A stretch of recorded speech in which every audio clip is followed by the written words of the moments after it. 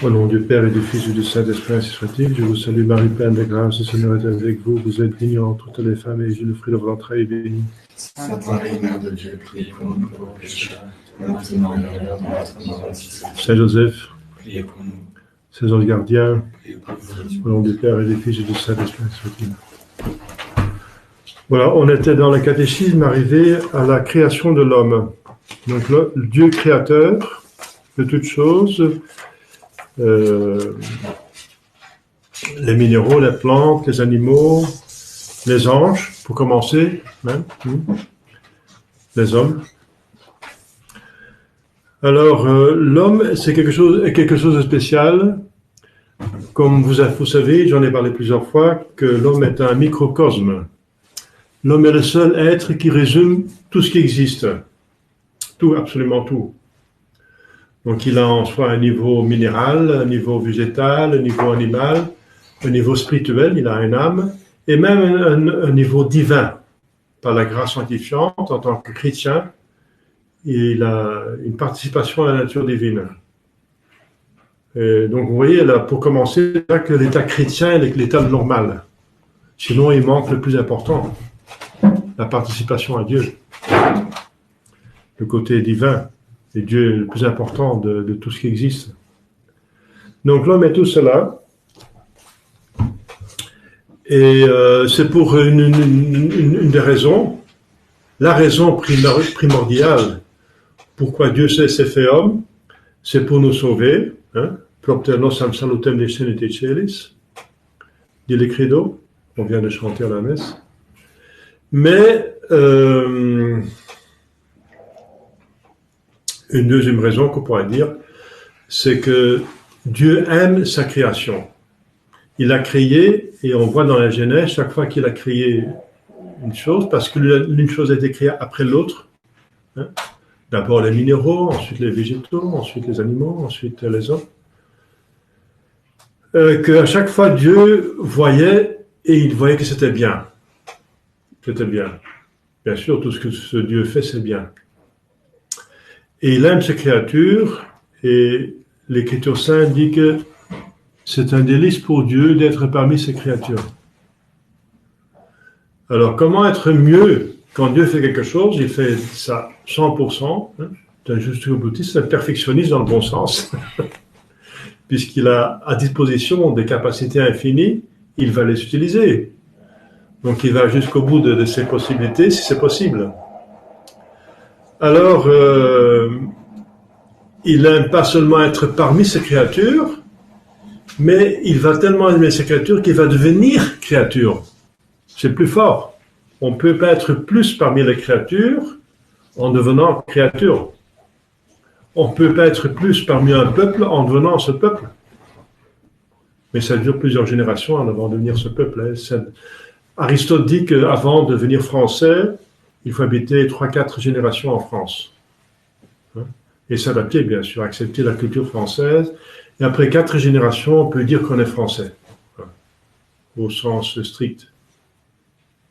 Même si on a des origines, des souches étrangères. Donc il faut quand même quelques générations qu'on devienne vraiment le peuple. Eh bien, donc on peut habiter parmi un peuple, mais le plus fort d'habiter parmi le peuple, c'est devenir peuple. Eh bien, Dieu aime la créature, eh bien, il est devenu créature. Et puisqu'il peut devenir une seule créature, puisque non, ça devient un petit peu, c'est pas convenable que Dieu devienne plusieurs créatures, il a choisi une créature. Mais la créature qui résume tout. En devenant homme, il s'est uni à tout le reste. Donc l'homme, c'est quand même quelque chose de très spécial.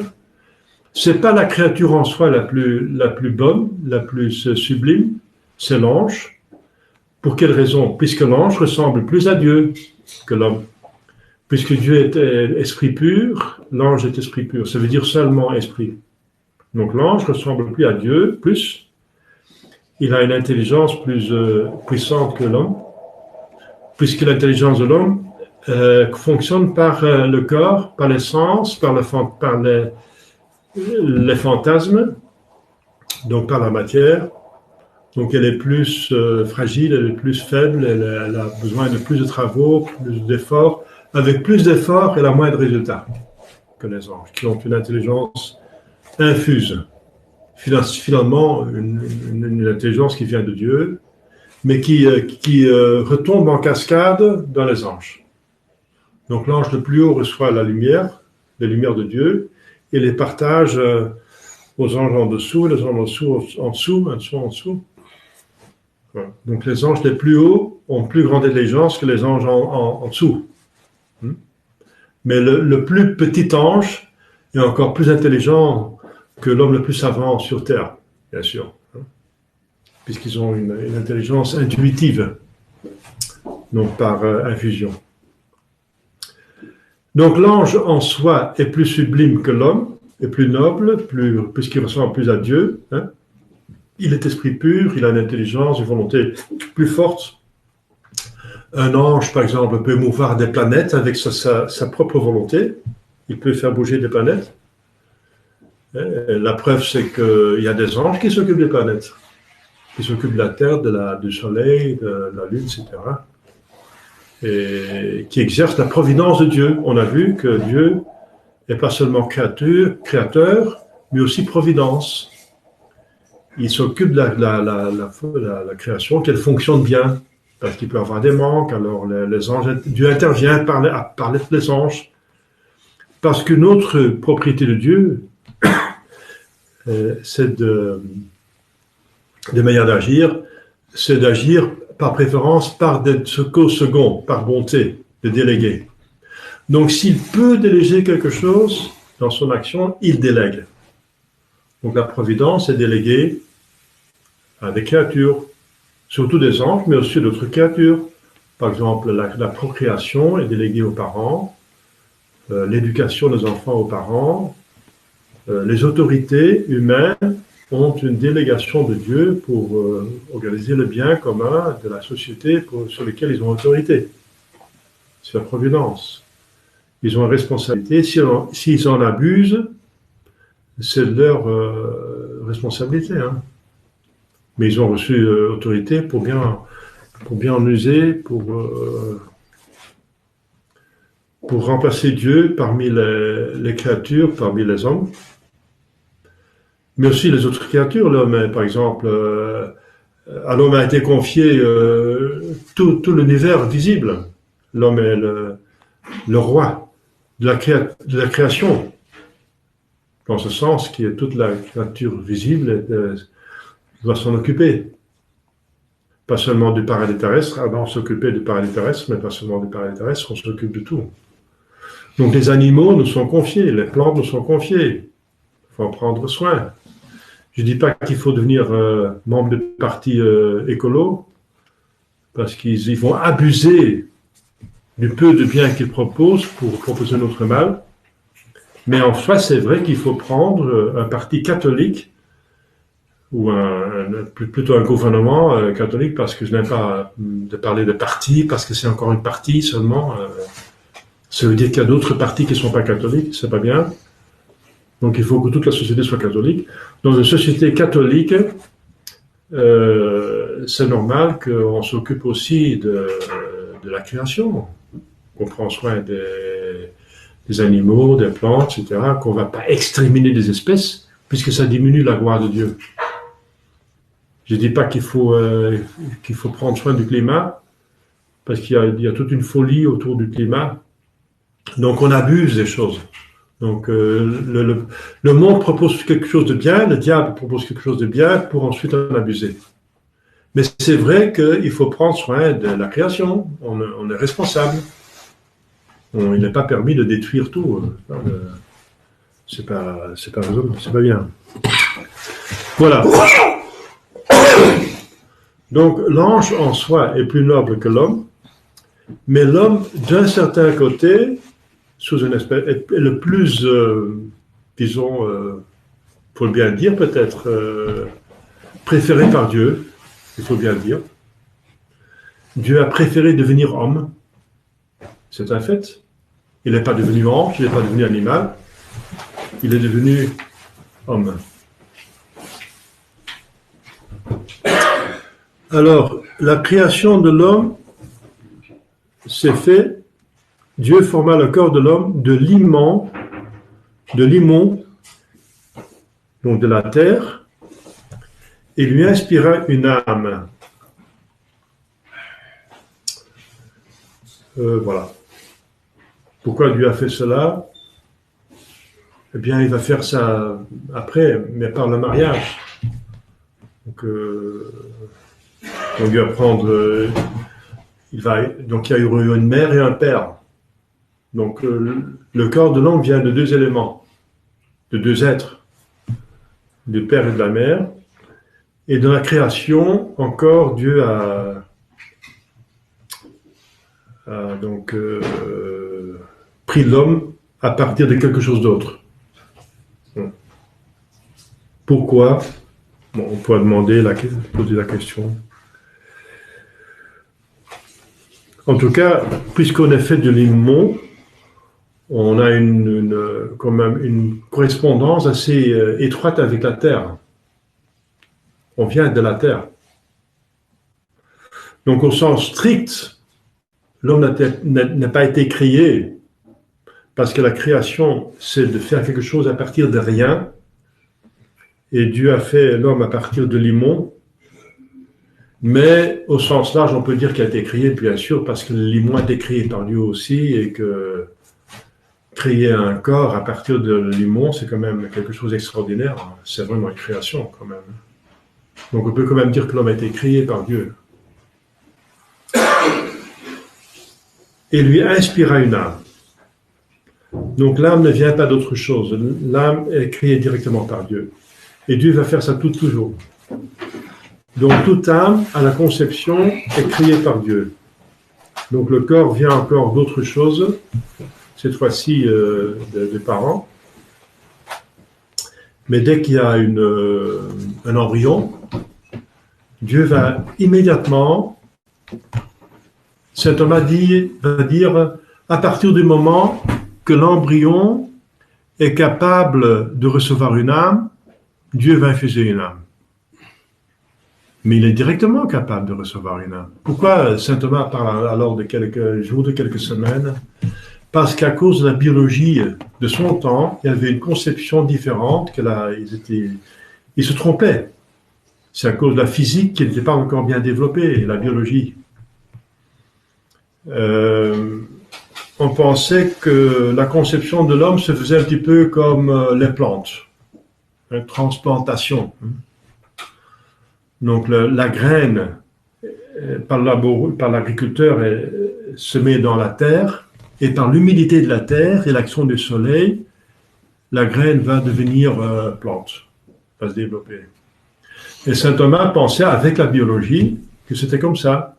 Donc le philosophe, quand il va philosopher, le théologien, il va utiliser la science à sa disposition. Et si la science se trompe, il se trompe aussi. Il n'y a rien à faire. Donc c'est pas saint Thomas qui s'est trompé, mais c'est la science qui s'est trompée à l'époque. On peut pas. Mais il a bien raisonné.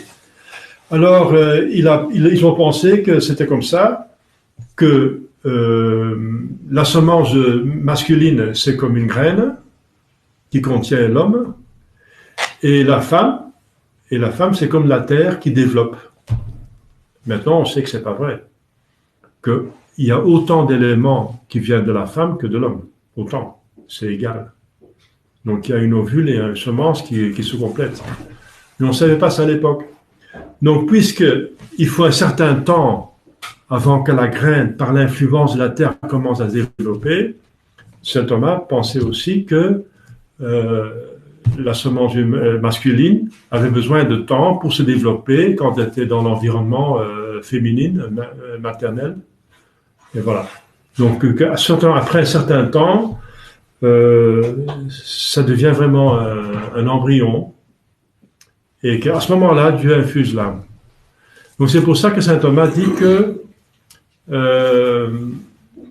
l'âme est infusée après un certain temps seulement. Alors ça a des conséquences énormes, bien sûr. Ça veut dire que la pilule du lendemain n'est pas abortif, selon saint Thomas. Mais nous savons qu'elle est abortive, puisque maintenant on sait que c'est pas ainsi que saint Thomas s'est trompé. Enfin, lui s'est pas trompé, mais qu'il avait donc un faux raisonnement à cause d'une prémisse qui était fausse, la prémisse qui vient de la biologie, c'est que l'insémination fonctionne comme l'insémination végétale, et c'est pas vrai. C'est une insémination animale qui est différente. Alors, qu'il y a une différence entre la transplantation animale et végétale, il y a une différence quand même.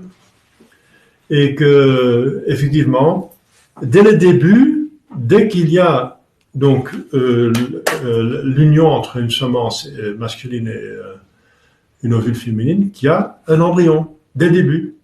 Et dès qu'il y a un embryon, Dieu peut infuser une âme, puisque c'est un homme. Il a tout ce qu'il y a pour être un homme. Donc Dieu infuse une âme, pourquoi? Vous pouvez dire c'est trop petit. Non, c'est jamais trop petit pour un esprit. Puisqu'encore, ils se sont posé la question au Moyen-Âge, combien d'anges, ou est-ce qu'un ange peut se mettre sur un point d'une aiguille? C'était une question, un exercice de philosophie. Eh bien, la réponse est un seul ange.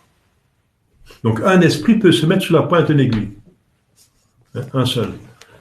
Donc, eh bien, ça veut dire qu'un esprit peut se lier à une pointe d'aiguille, c'est très petit, à une matière très petite, puisque l'esprit est en dehors de la matière.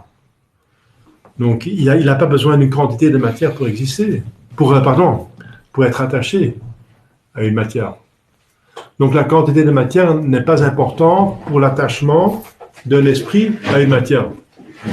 Et puisque l'âme, c'est un esprit comme un ange, la conclusion est très facile, c'est qu'effectivement, une âme peut être infusée dans un ovule, un embryon, excusez-moi.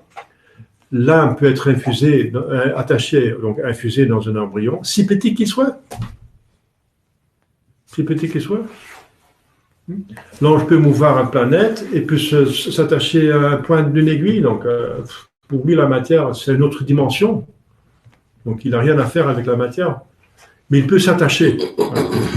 Et la quantité n'a pas d'importance pour l'attachement de l'esprit à une matière, apparemment. Mais il faut qu'il y ait une quantité minimale, sinon la chose n'existe pas. La matière n'existe pas sans quantité. La quantité, c'est la forme primordiale pour que la matière puisse exister. C'est la dernière forme qui existe avant que la matière devienne matière première, et à se dire n'existe pas. La matière première n'existe pas en soi. Ça veut dire matière sans forme. La matière sans aucune forme est inexistante, ne peut pas exister, puisque la matière a besoin d'une forme pour exister. Et la matière, la forme la plus primordiale, c'est la quantité. Donc il y a toujours une quantité quand il y a une matière qui existe. Et il y a une quantité, un esprit peut s'attacher. Ça veut dire que dès là, c'est important, j'insiste à cause du problématique de l'avortement. Dès qu'il y a un embryon, il y a une âme infusée. Donc si on se débarrasse malheureusement d'un embryon, on fait un avortement. Donc la pilule du lendemain est avortive. Très important de savoir. Donc saint Thomas s'est trompé, il ne s'est pas trompé. Il ne s'est pas trompé parce qu'il a raisonné logiquement, mais il s'est trompé parce que les biologiens, on dit ça? Les biologistes se sont trompés. Voilà, c'est important de savoir. Dieu infuse toujours l'âme. Alors, il y a plusieurs comparaisons données par les pères de l'Église. Saint Théophile d'Antioche, il dit comme la vapeur meut la machine. Non, c'est plus tard, excusez-moi. Il dit l'existence de l'âme est démontrée par les mouvements du corps. Ah oui. Puisque le corps se meut, il y a quelque chose de vivant à l'intérieur. Si des gens nient l'existence de l'âme, il faut leur dire l'âme n'existe pas. Alors il faut leur dire oui, l'âme existe, puisque l'âme, c'est la différence entre un corps mort et un corps vivant. Entre un mort et un vivant. Puisque la quatrième fonction de l'âme, c'est de vivifier le corps. Il a trois fonctions comme les anges, intelligence, mémoire, volonté. Mais puisque nous sommes un ange attaché à un corps, C'est ça le spécifique de l'homme, la différence entre un ange et nous. Hein? Il y a une quatrième fonction, c'est d'animer le corps. Donc, si le corps est animé, c'est la preuve que l'âme existe. Oui, mais les animaux bougent aussi. Alors, ils ont tous une âme? Oui, ils ont une âme, mais c'est une autre âme. C'est une âme qui n'est pas capable d'agir spirituellement, de parler, d'avoir un langage, de donner des genres et des espèces. Les animaux s'occupent seulement des individus. Cet arbre-là, ils ne savent pas ce que c'est un arbre. Ils ne peuvent pas donner la définition d'un arbre. Donc, ils n'arrivent pas à abstraire de la matière. Aucune abstraction est possible. Même la première abstraction n'est pas possible. Ils ne peuvent pas parler de l'arbre. En tout cas, ils ne parlent pas, même pas. Donc ils sont dans la matière. Ils sont dans le sensible. Leur âme est donc sensible, matérielle. Donc, elle part avec la mort. C'est comme une machine, un robot qui est animé par l'électricité et qui bouge. Et dès que sa batterie est cassée, la machine est cassée. Voilà. Donc, l'âme de l'animal, c'est comme l'électricité dans un robot. Alors, l'homme est capable de faire des robots. Alors, d'autant plus Dieu. Il va faire ça beaucoup plus parfaitement. Et ce sont les animaux. Même les plantes ont un principe de vie. Mais ce n'est pas l'homme. L'homme a vraiment un principe, une substance spirituelle. C'est une substance. Dans l'âme de l'animal, c'est pas une substance, c'est une énergie. Une sorte d'énergie. Comme l'électricité pour un robot. Mais ce qui anime l'homme, c'est une substance spirituelle qui est même capable de survivre. Donc si le corps n'est plus capable de survivre, il s'arrête. L'âme survit. C'est une substance spirituelle. Il y a 3 substances spirituelles, comme vous savez. Les âmes des hommes, les anges et Dieu. 3 seulement. Tous les autres esprits sont des accidents, comme la vertu, les dons du Saint-Esprit, l'état de grâce sont aussi des esprits, mais accidents. Ça veut dire des propriétés plutôt, qui sont des propriétés de substance, des hommes, des anges ou de Dieu. Voilà. Donc il faut bien distinguer les choses. Alors, Dieu forma le corps de l'homme à partir de la terre. Donc nous sommes vraiment de la terre. La terre, c'est vraiment notre topo. Là, on se sent bien, on est de la terre.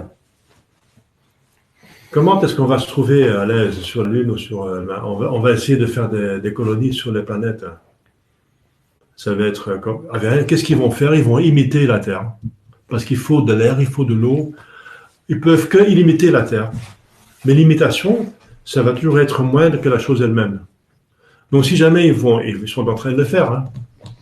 Le président des États-Unis a même fait une force militaire maintenant spéciale, une sixième force militaire, les forces spatiales.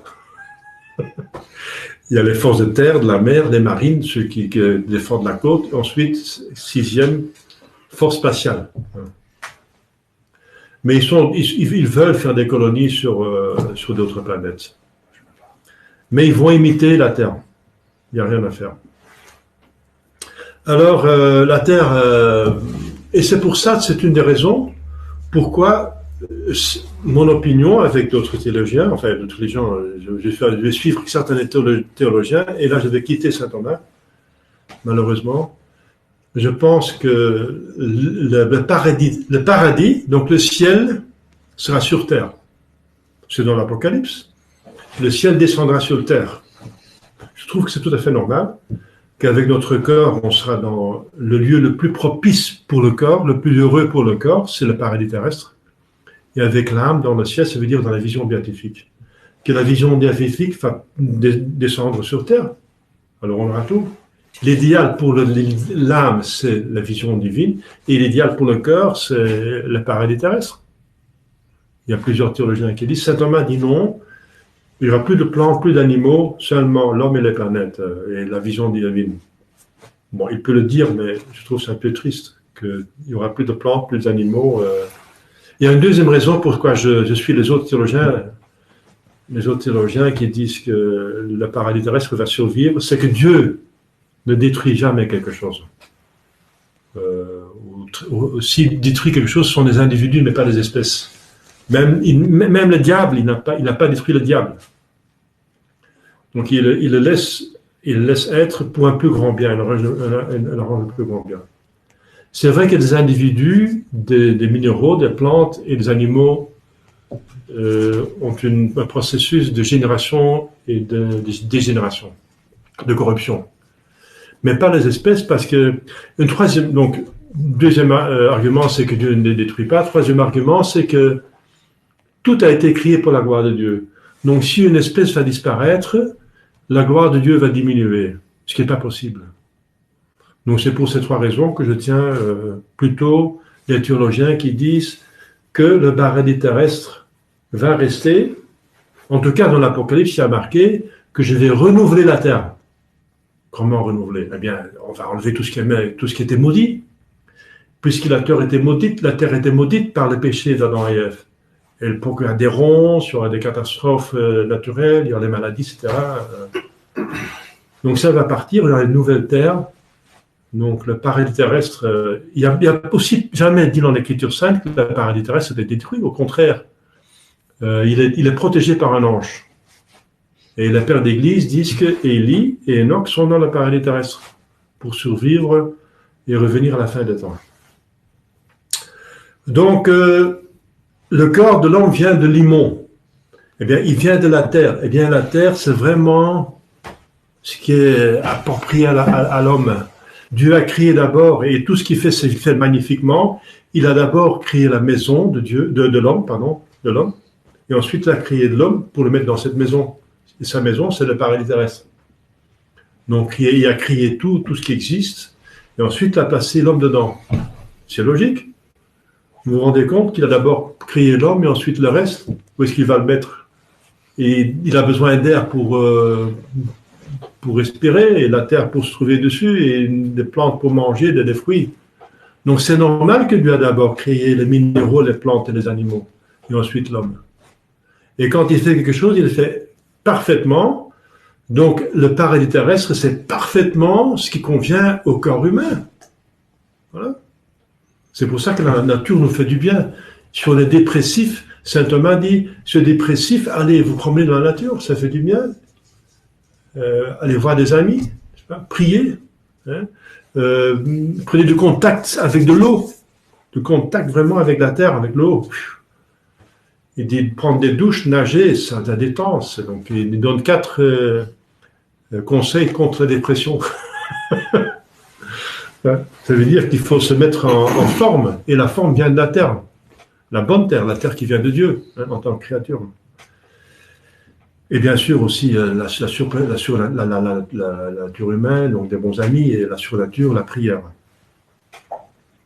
Donc l'homme est fait, et c'est vrai que la boue, ça fait du bien à l'homme. Il y a des thérapies qui sont avec la boue. Cléopâtre prenait des bains dans la boue, parce qu'on vient de la boue, on vient de Limon. Donc la boue est excellente pour la peau. Il y a même des personnes qui mangent du limon, et que ça donne des minéraux, et il y a des thérapies, des thérapeutes qui disent qui donnent certaines terres à manger. Alors, donc il y a en nous encore une seule âme.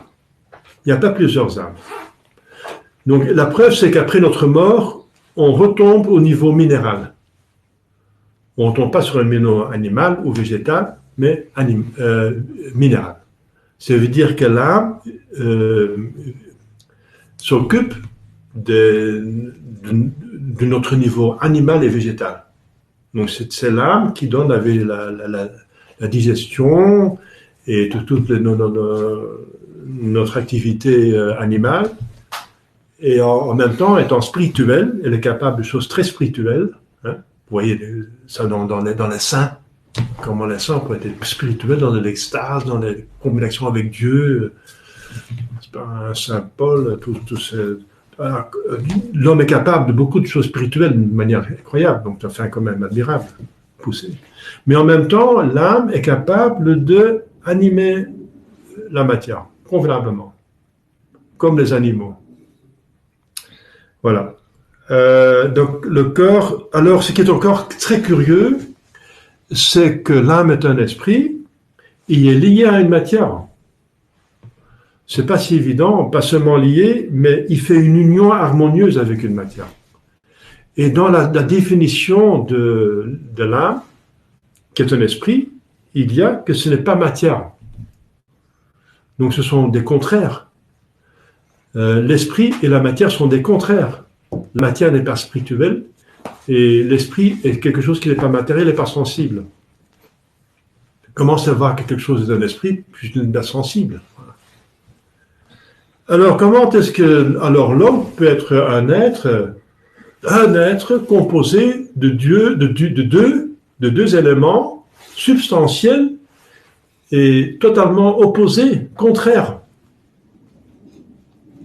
C'est encore un miracle de toute puissance de Dieu. Et alors, l'union ne se fait pas en égalité, mais en soumission. Voilà. Et c'est ça la solution. Que l'inférieur est soumis au supérieur.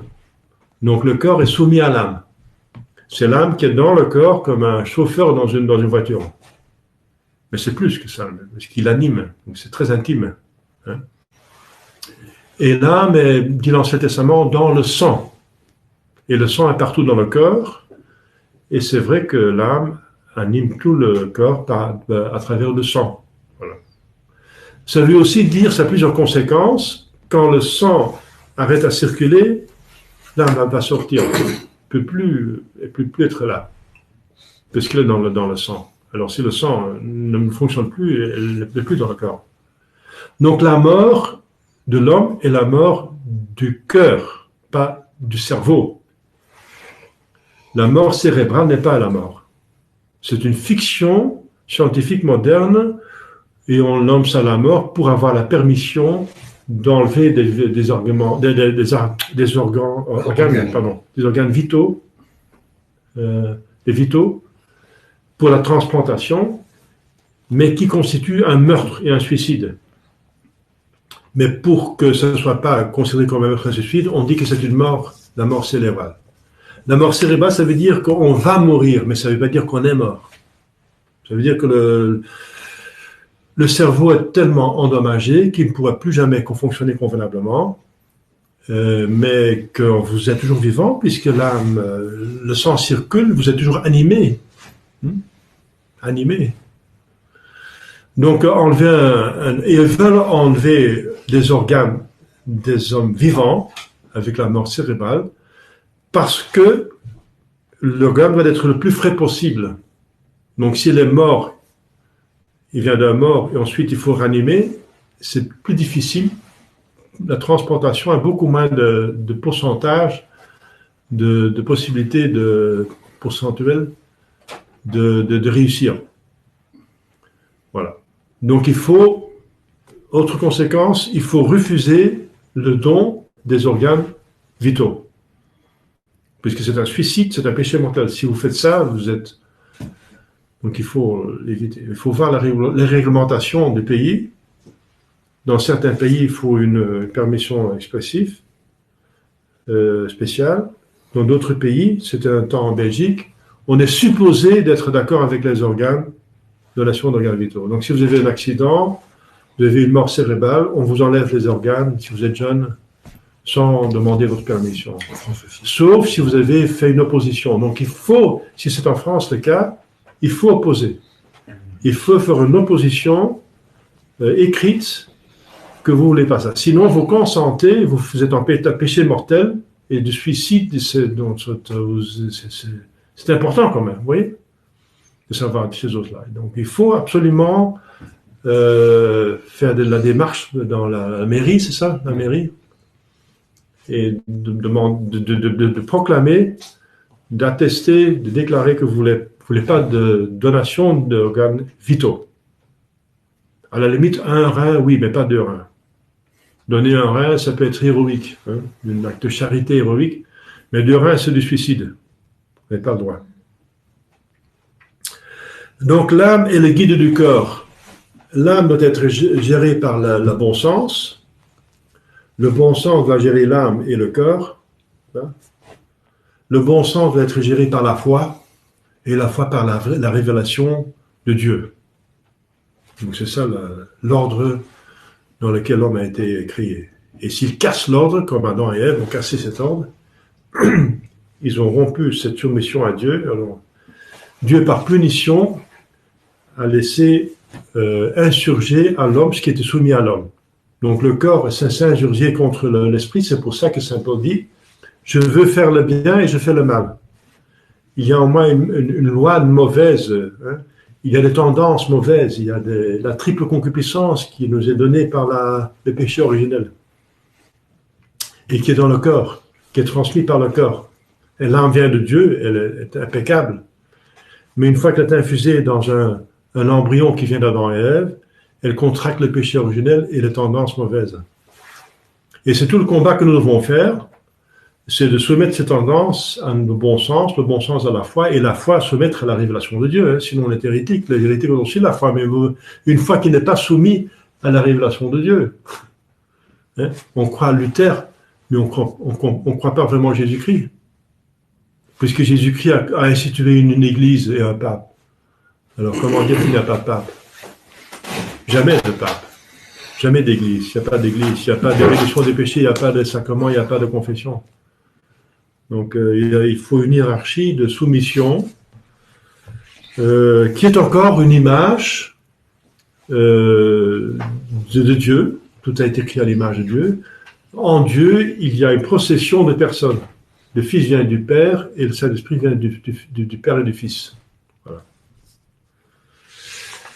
Alors, l'âme anime le corps, mais l'âme est essentiellement différente de l'âme des bêtes. Et alors, l'âme est une substance spirituelle. Mais aussi longtemps qu'elle est unie au corps, le corps aussi c'est une substance. C'est une substance matérielle. Mais ça fait une substance humaine quand même. On parle d'un homme. Hein? Ça fait un homme. Mais qui est composé de deux substances, donc une spirituelle et une matérielle, mais par soumission, il y a quand même une union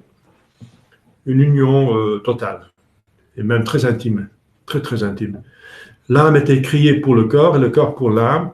Donc la séparation des deux est très pénible. La mort est pénible. La mort n'était pas prévue par Dieu.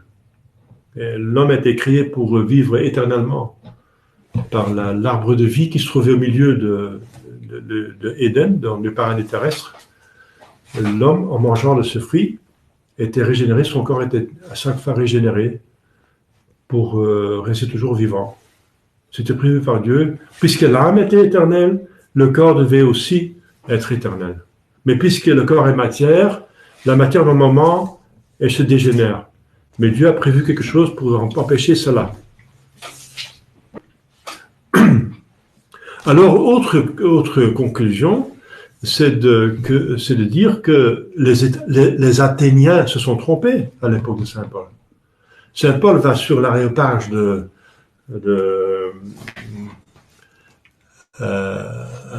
d'Athènes pour prêcher, parce qu'il veut diffuser la vraie religion. Il va dans le centre mondial, culturel, c'était la Grèce, Athènes. Il pense convertir des foules, alors manque de chance. Il y a très peu de gens qui se convertissent. Pourquoi? Parce que dès qu'ils commencent à parler de la résurrection de Jésus-Christ, ils disent « Ah, la résurrection, on verra ça plus tard, on va venir plus tard. » Ça veut dire ils s'en vont, ils n'y croient pas, quoi. Ils n'y croient pas. Eh bien, c'est pas très intelligent. C'est pas intelligent.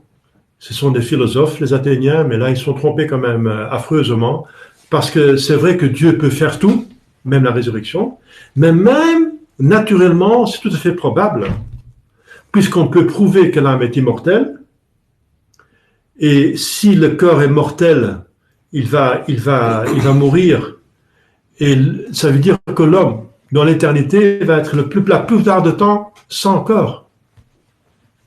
Et de définition, l'homme, c'est une harmonie entre une âme et un corps. Une harmonie.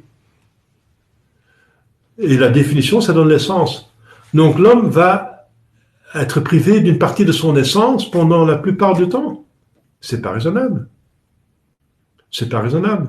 Donc c'est même tout à fait probable qu'il y ait une résurrection, puisqu'on constate que les gens meurent. Mais c'est pas normal que l'homme qui est de définition corps et âme se trouve la plupart du temps, ça veut dire une éternité sans corps. Donc les Athéniens n'ont pas bien réfléchi, quoi. C'est dommage. Donc c'est tout à fait raisonnable, bien sûr, on le sait par les révélations, et c'est quand même une intervention créatrice de Dieu, c'est comme une nouvelle créature, la résurrection des corps. Mais nous savons par révélation que c'est vrai, hein, qu'à la fin des temps, tout le monde va ressusciter. Ceux qui vont dans le ciel avec un corps glorieux, ceux qui vont en enfer avec un corps qui est fait pour souffrir éternellement. Pour être brûlé dans un feu sans être consommé. Donc c'est encore par la toute-puissance de Dieu que ça va être fait. Donc, encore une erreur, c'est que le corps humain a été produit par évolution d'être inférieur. Non, pas par évolution. C'est mélanger toutes les choses. Bien sûr, il y a pas une évolution, mais une progression dans la création. Comme je vous ai dit au début, Dieu a d'abord créé les minéraux, ensuite les plantes, ensuite les animaux, et ensuite l'homme. Donc il y a une certaine progression dans la création. Et ensuite, il y a une certaine évolution dans l'homme même. Hein? Quand l'homme est conçu, il est comme une petite plante, quoi. Hein? Un embryon. Il développe plutôt son niveau végétal. Il se nourrit, il grandit. Et quand il est sorti de la mer, il développe plutôt son côté animal. Il va bouger et ses sens vont se développer. Il va voir, entendre, ses sens extérieurs, intérieurs. Il va se mouvoir, ce qui est la propriété de l'animal. Et après quelques années, son niveau humain va se développer, va être activé. Donc il y a quand même une certaine évolution dans l'homme, dans la genèse de l'homme, mais c'est exagéré et c'est absolument faux de dire que l'homme vient par évolution des êtres inférieurs. Donc il y a d'abord les minéraux, les minéraux viennent des plantes viennent des animaux, et les animaux viennent de l'homme. Et l'homme vient de l'ange, et de l'ange vient de Dieu. Alors, c'est absurde. C'est absolument répugnant pour tout le bon sens, pour la logique et pour le constat même. Jamais personne n'a constaté que de rien vient un minéral, d'un minéral vient, ou d'une explosion, d'un Big Bang vient un minéral vient d'une plante, et d'une plante vient d'un animal vient d'un homme. On n'a jamais constaté ça. Il y a des milliards de personnes pendant des milliers d'années, et jamais quelqu'un a vu ça, et ça répugne. Que de l'inférieur vient le supérieur sans intervention d'une puissance d'intelligence supérieure. C'est pas possible. C'est absolument absurde. Alors, Dieu a créé deux hommes, un homme et une femme. Un homme et une femme, parce qu'il a créé à l'image de Dieu, et en Dieu, il y a trois personnes. Donc, l'homme a été créé, d'abord en premier, enfin tout seul, mais ça n'a pas duré longtemps, parce qu'il y avait un manque. Et Adam n'était pas heureux tout seul. Il avait manqué, même qu'il y avait des animaux, il y avait des animaux, ils sont très gentils, mais c'était pas comme lui, quoi. Il n'y avait pas d'amitié humaine. Donc Dieu a créé la femme. La femme, c'est une amie par excellence. L'amitié conjugale est par excellence une amitié très intime. Et c'est une image de Dieu, Dieu qui est société. Il y a trois personnes en Dieu. Hein, et l'amour entre deux personnes produit une troisième personne en Dieu. Hein. le Saint-Esprit, et aussi parmi les hommes, c'est ainsi. Donc Ève est créée à l'image d'Adam, hein, comme le Fils provient du Père, par ressemblance, c'est l'image du Père, hein, le Verbe, qui exprime la réalité de Dieu, le Père. Et donc cette image est infiniment aimable, est aimée par Dieu, et produit une troisième personne. Et l'homme a été créé à l'image de Dieu. Donc c'est pour ça qu'il a été créé directement marié. Il convient. Pas seulement parce que c'est l'image de Dieu, donc ça appartient à la nature humaine. Ce qui est la ressemblance de Dieu dans les choses appartient à leur nature. Donc on ne peut jamais changer cela. Un homme, une femme, un enfant, c'est la nature humaine. On essaie de chipoter, de changer, mais ça n'a pas marché. C'est contre nature. Et à la résurrection, ceux qui se sont fait changer de sexe par intervention artificielle vont encore recevoir le sexe que Dieu a donné au début.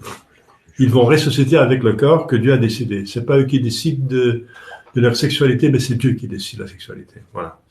C'est comme ça. C'est pas politiquement correct qu'on dit ça, mais c'est la réalité. Voilà. Donc, Adam et Ève sont les premiers hommes. Un couple. Et alors, on peut se demander comment est-ce que les gens se sont alors reproduits. Eh bien, c'était permis par Dieu que les sœurs et frères se marient. C'était une permission exceptionnelle. C'était pas possible autrement. Donc, au début, ils se mariaient entre eux. Hein. Il y avait des couples stables, mais c'était des frères et sœurs. Et après un certain temps, s'il y avait assez de personnes, c'était interdit pour plusieurs raisons. Une raison, c'est qu'il y a une dégénération si on va toujours faire de la... comment dire ça, consanguinité. Hein? Consanguinité. Oui, la consanguinité donne des déformations et aussi pour la chasteté dans la famille, il faut quand même convaincre que ce soit comme ça. Mais il y avait l'exception confirme la règle. Donc Adam et Ève ont eu le premier enfant, c'était Caïn et Abel. Mais Caïn a tué Abel. Donc le premier deuil, c'était celui d'Abel. Vous vous rendez compte, Adam et Ève qui voient les conséquences de leur péché, la mort. C'est effrayant de voir ça. Un corps qui n'est pas animé. Le corps est fait pour être animé. Le corps est fait pour être animé par l'âme. Alors regarder dans des yeux qui n'ont plus d'âme, c'est affreux. Hein. On voit un vide désaliénant. C'est pour ça que pour les décédés, on ferme les yeux. On ferme les yeux. On ferme les yeux pour pas être obligé de regarder dans les yeux qui sont pas animés. C'est très triste de regarder dans des yeux qui sont vides. Parce que les yeux sont très importants. On interdit de regarder les yeux d'un décédé. On ferme les yeux. C'est pour cette raison. Et tous les hommes descendent d'Adam et Ève. Comment c'est possible? Alors, il y a plusieurs races. Eh bien, les races se sont développées par que les mêmes familles restaient ensemble dans un certain continent. Et donc, par aussi l'influence du climat. Hein? Donc, il faut remonter à Noé, parce que Noé, c'est un nouveau début de l'humanité. Dieu a tué tous les hommes, sauf une famille, celle de Noé. Et donc, tous les hommes descendent aussi de Noé. De Noé qui avait 3 fils et qui avait leurs 4 femmes. Donc, les 3 fils viennent de Noé.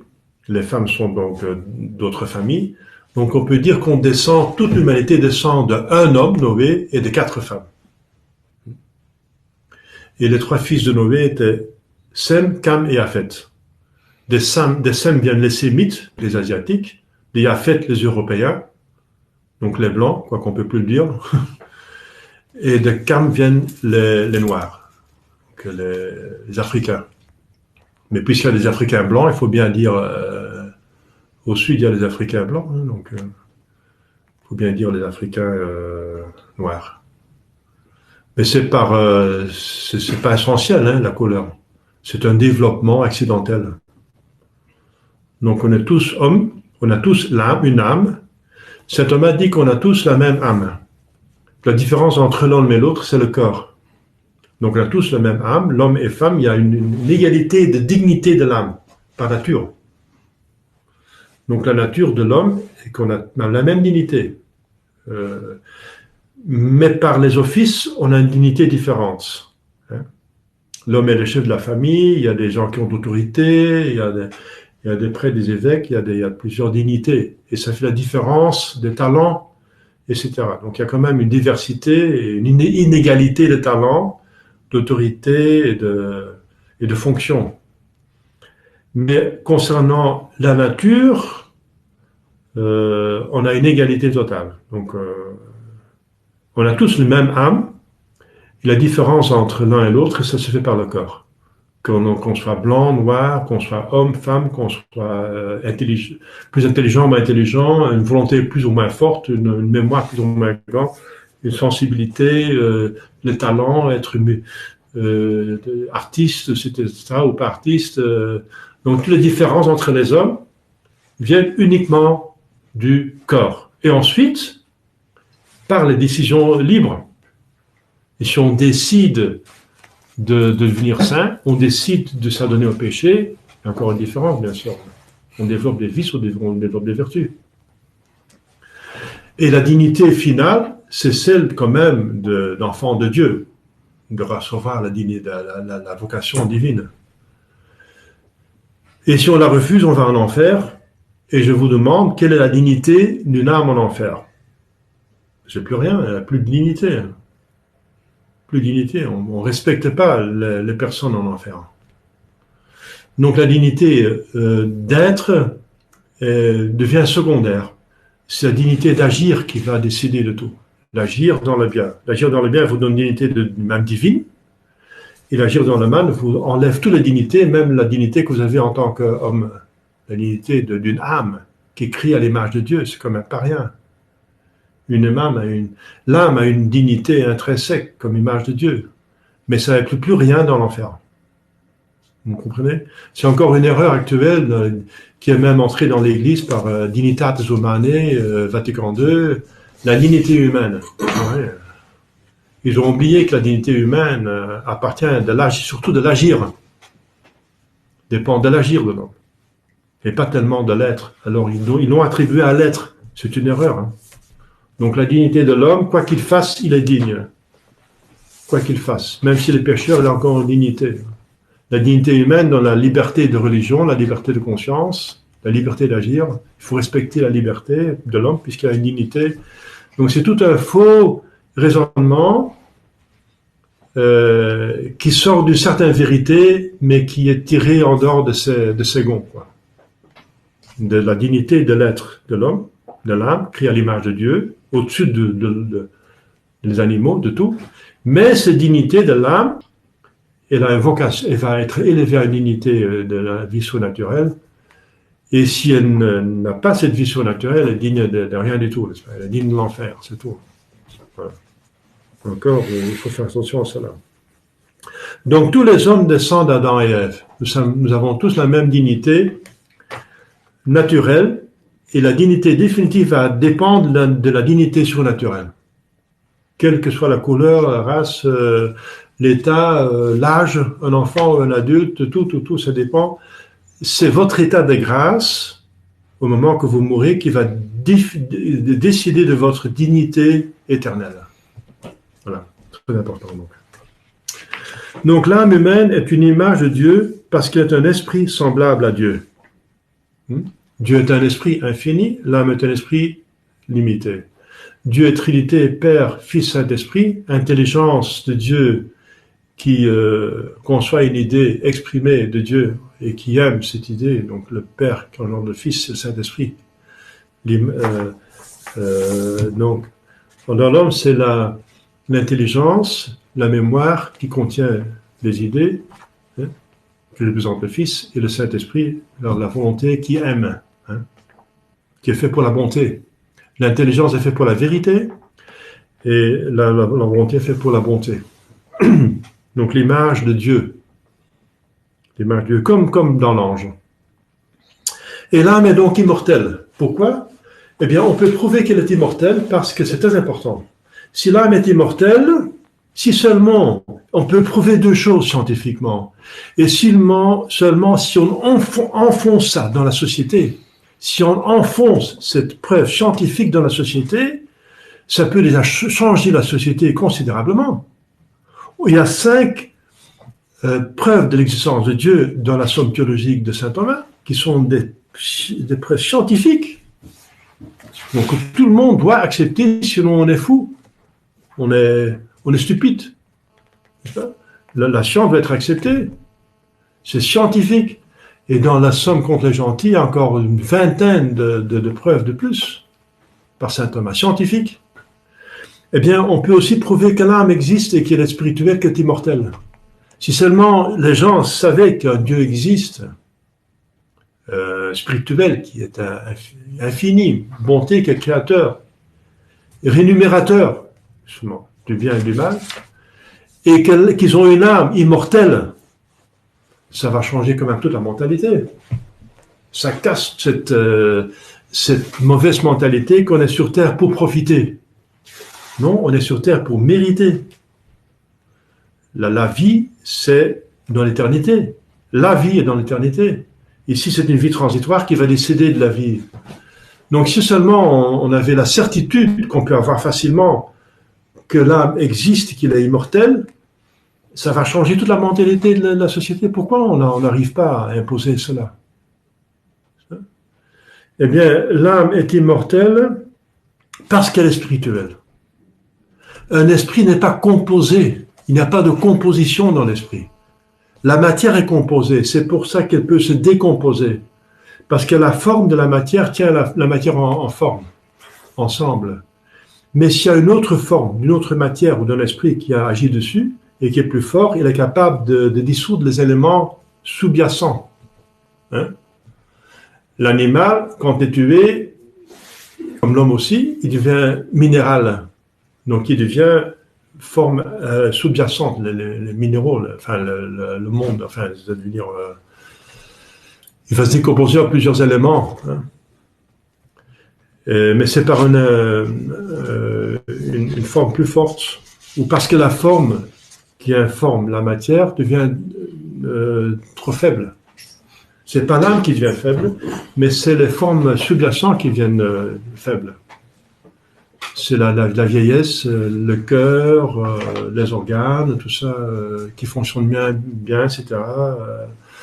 Voilà. Tout à ce moment que l'âme n'est plus capable d'animer le corps parce que le corps devient trop débile pour être animé. Alors, l'âme donc est immortelle parce qu'elle n'est pas matérielle. Tout ce qui est matériel est composé, donc peut être décomposé et composé. C'est la chimie qui s'occupe de ça. La chimie, c'est de la science pour séparer les éléments et pour les mettre ensemble et causer des réactions. Par séparation et composition des éléments, on arrive à faire avoir plusieurs effets. Eh bien, c'est pas possible avec les esprits. Un esprit est un.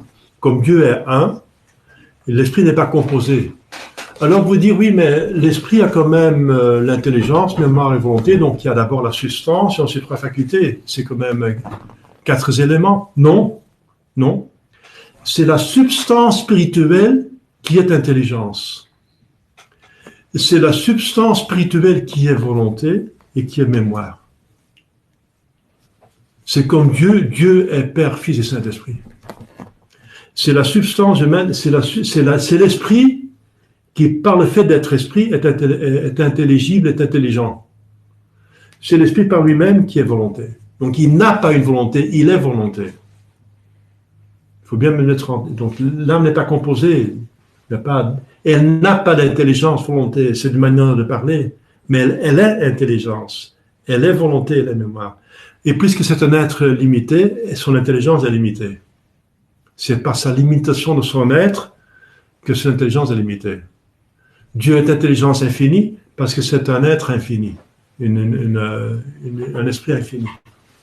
L'homme a une intelligence et l'ange aussi a une intelligence limitée parce que c'est un être... Donc l'âme est une.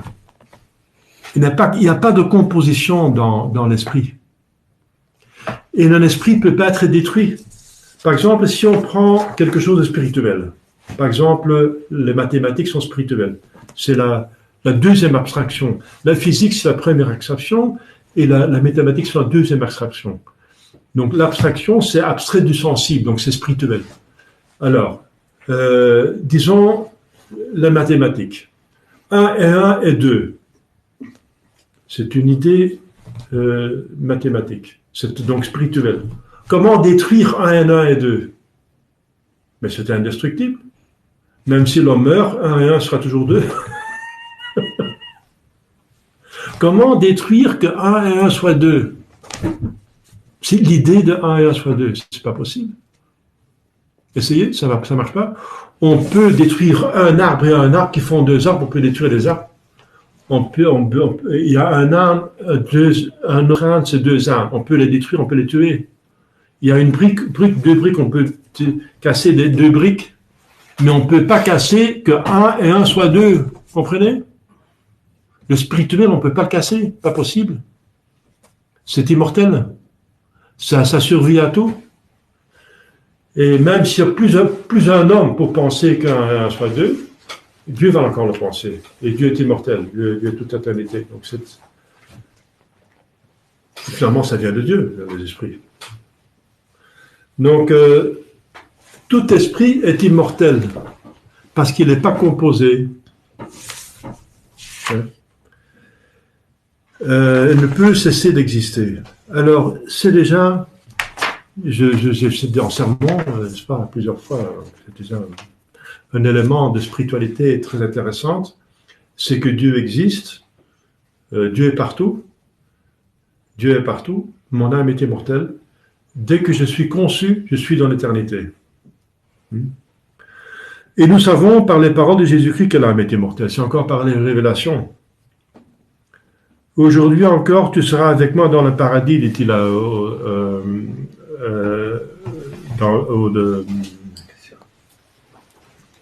le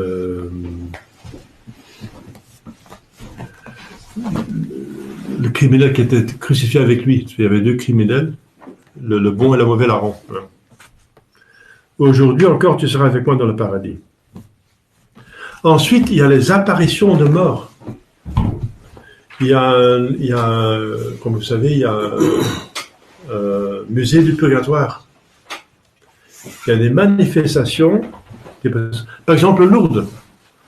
À Lourdes, il y a des miracles encore chaque année et effectués par une personne qui est morte. On invoque la Sainte Vierge et des miracles sont faits. Donc, elle agit. Ça veut dire qu'elle existe. La Sainte Vierge existe. Voilà. Je vais m'arrêter là. Il n'y a pas de questions. Que deviennent les âmes des animaux alors? Comment? Que deviennent les âmes des animaux? Eh bien, je viens de dire, donc c'est matériel, c'est comme la batterie d'un robot. Ça périt tout simplement, comme la matière. C'est matériel. C'est une matière très affinée, donc ça se termine comme la matière. Ça s'évanouit comme la matière, comme la lumière, comme du vent, comme l'électricité. D'accord. Comme une batterie qui est chargée et puis qui est vidée. Voilà. Mais c'est quelle sorte de matière ça? Pardon? Cette âme, c'est quelle sorte de matière en fait ça? Quelle sorte de matière? C'est une bonne question, ça. On n'a pas encore trouvé la matière de vie. Ça, c'est très fin, très compliqué. On n'a pas encore trouvé ce que c'est exactement. Exactement. C'est vraiment quelque chose de génial. Mais on peut le comparer à l'électricité. L'électricité anime un robot. Mais L'animal a des émotions. Comment? L'animal a des émotions.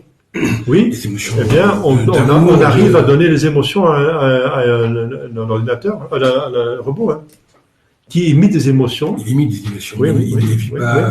Eh bien, un animal non plus n'a pas d'émotions dans le sens que de l'homme. Il ne souffre pas comme l'homme, par exemple. Parce que pour souffrir, il faut une connaissance. Les émotions de l'animal sont très limitées. C'est très facile pour nous de savoir. Parce qu'on a été au niveau animal. Et même végétal. Dans le sein de notre mère, on était activé dans le niveau végétal. Et les premières années, on était au niveau animal. On a souffert. On a crié quand on est né.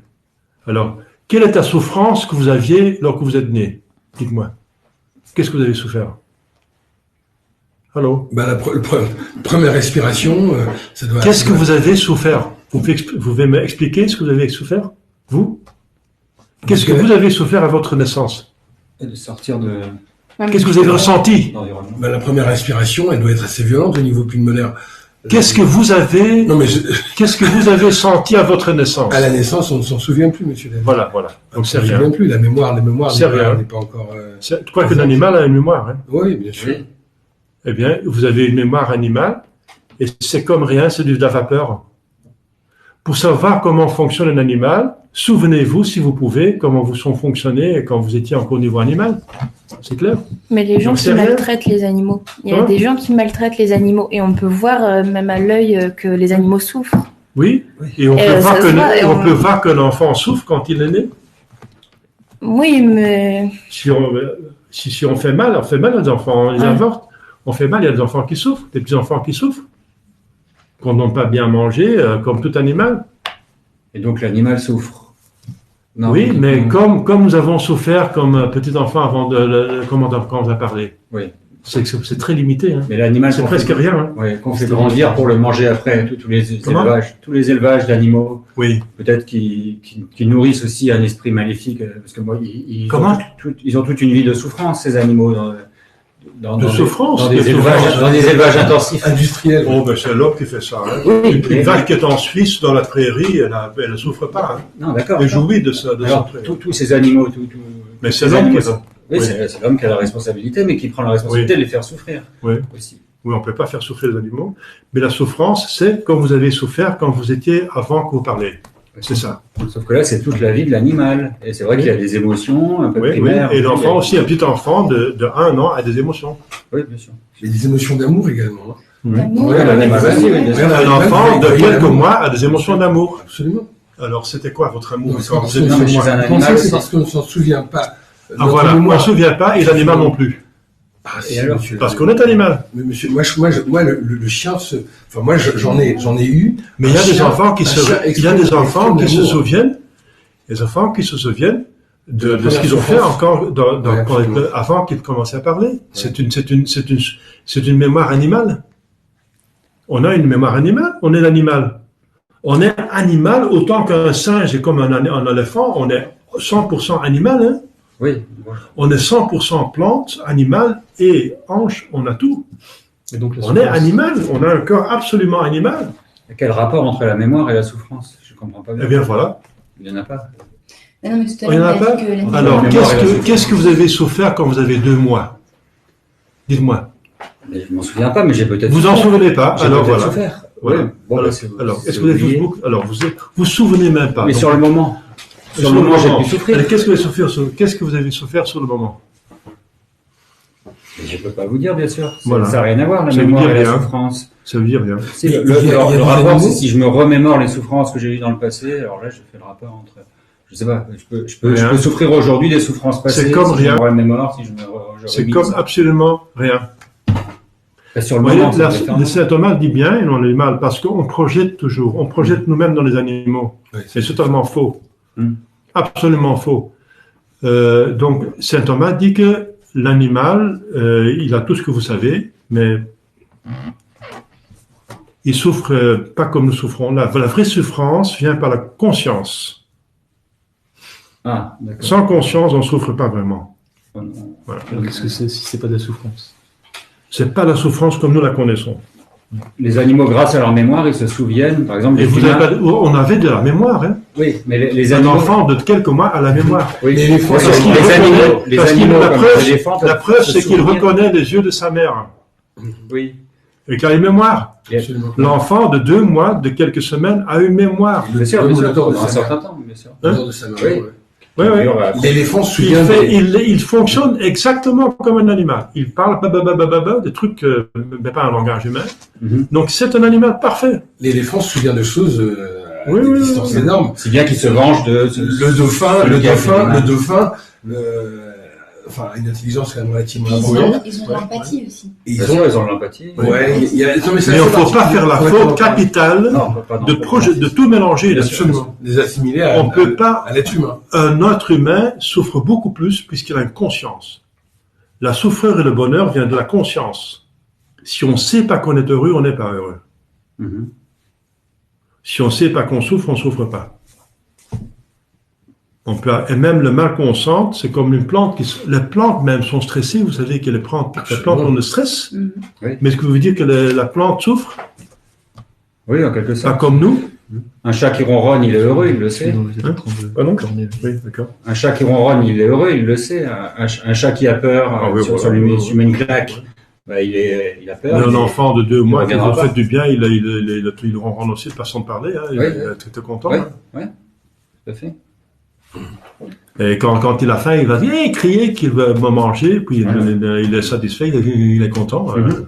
Mais c'est la comparaison entre le robot qui me perturbe et l'animal. Oui, parce que c'est une, Voilà. c'est une Parce qu'on peut. Ils Ouais, ont c'est des une émotions. comparaison, ouais. mais c'est une comparaison qui n'est pas chaque comparaison n'est pas suffisante. Bien sûr.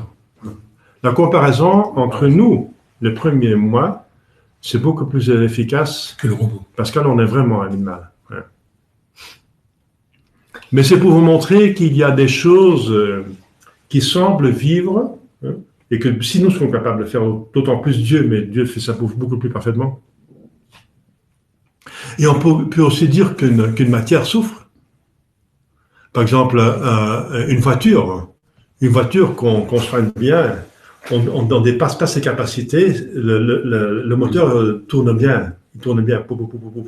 Mais si on a forcé le moteur, on entend qu'il grince, il souffre d'une certaine façon. Mais elle n'a pas vraiment mal. Un animal a Voilà, vraiment mal. voilà. L'animal Non, mais a je vraiment parle du mal. moteur. Je parle du moteur. Ouais, système nerveux. Oui, bien sûr. Mais ça je va si comprends ce que vous voulez loin, dire. ça va si loin que même la matière peut Oui, elle souffrir. peut, ouais. souffrir.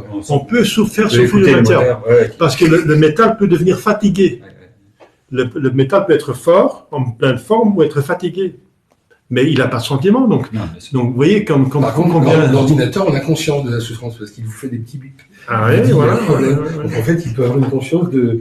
Tu vois, l'ordinateur te fait comprendre qu'il a conscience qu'il y a Oui, un problème. oui. Les signaux. Ouais. Mais c'est encore exagéré actuellement qu'on va projeter la conscience humaine vers l'animal Ouais, il faut et on va il y a une considérer différence. l'homme comme un animal. Mhm. J'ai rencontré un professeur de psychologie dans une université soi-disant catholique à Anvers, dans le parc de la ville, et j'ai parlé avec lui. Je lui ai en très court terme prouvé l'existence de Dieu et l'âme, etc. Et pour lui, l'homme c'était qu'un animal.